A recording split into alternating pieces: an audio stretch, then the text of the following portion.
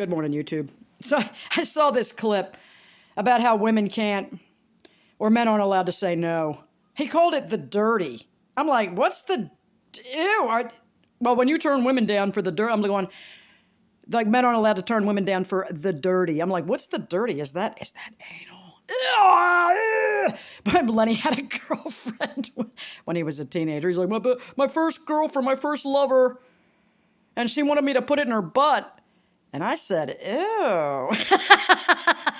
Lenny doesn't do the dirty. So anyway, I continue to watch this video, and I'm like, he's talking about normal intercourse? That's called the dirty? Ew, what is it? I mean, I guess I've heard it called that. But I mean, today, that's not the dirty. That's the clean. I mean, that's like the clean as a whistle as far as I'm concerned. Compared to what people do. Anyway, the point is, this guy's video was like, oh, men aren't allowed to say no, or else we're accused of being gay, married, or you don't love me anymore, depending on the situation. And the women pout and cry all night and don't talk to him for a week and turn them down for sex. And he's like, and you don't read the comment section. This one guy's like, oh, I had a tear in my foreskin from having sex for 2 hours the day before, and she was so pissed I didn't want to have sex. She's like, oh, and your dick don't even work. These women are flipping out on these guys that don't want to do the dirty. I'm like, oh. Anyway, look, ladies. Stop. But anyway, men, look. There's a reason. I'm not talking about these crazy women that are stupid and act like you can't be too tired, or can you give me a minute, or maybe in an hour. I'm sorry that that's happening to you and they don't understand. But the reason that women in general around the world believe that you're ready 24/7, 365 days a week, is because that was the party line for the entire world since the beginning of time. You're ready, you want it all the time, day or night, 24 hours a day. That's when you want it. Okay? So imagine our surprise when we grow up, ladies, men and women, and we grow up and find out that men get tired too, men are distracted too, men might want to catch up with you in 2 hours because they had something else they had to do, and when they want to give you more attention, they want to really get into it. They don't want to do it quicker. They want to do, it's like, wow. Men actually say no, or can I take a rain check, or man, I'm totally into it, but I'm tired. We didn't know that. It's a shock and a surprise sometimes. Surprise. If anybody's going to drop in the comment section and say, that's not true, that is not the party line, women are not made to believe, men are ready 24/7, yes, they are. We were raised to believe that. Look at the TV, look at the movies, look at all the brainwashing. Men are ready 24/7! And if you aren't, you're a fag, you're married, or you don't love her anymore. Let's stop. Can we stop? Let's make love when we're all ready. When all of us are ready. And men are claiming they feel raped because they can't say no. I believe it. I'm sorry, you guys. I'm sorry for you guys that have overbearing, narcissistic wives that treat you like a walking dildo. I'm sorry. I know they're out there. My birth mother, she told me about it. Anyway, she's into it. She's into anything. She's into whatever gets her where she needs to go.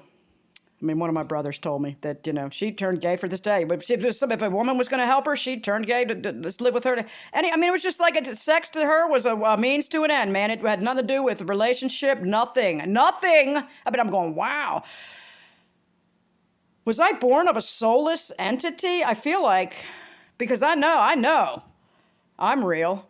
Am I not real? I know. Oh my God, not your guru. Can you imagine if I find out I'm just a fucking robot in the end? Like, all these emotions were false. They weren't even real. It was just a robot having a fake human experience. No, this creature woman that pushed me out of her body that I grew inside of for apparently 9 months or close to it does not appear to have a soul. Couldn't do the things that she did. Couldn't say the things that she said and have one. It's just not even possible. You can't go 70 plus years and not have the balls to face reality and be saying the things that were spewing out of her mouth and still have a soul. You can't, it's not possible. Anyway, men, if you have these women that make you feel like a walking dildo, ditch that bitch and get on down the road. I know if you have little kids, it's hard because you got to hang in there.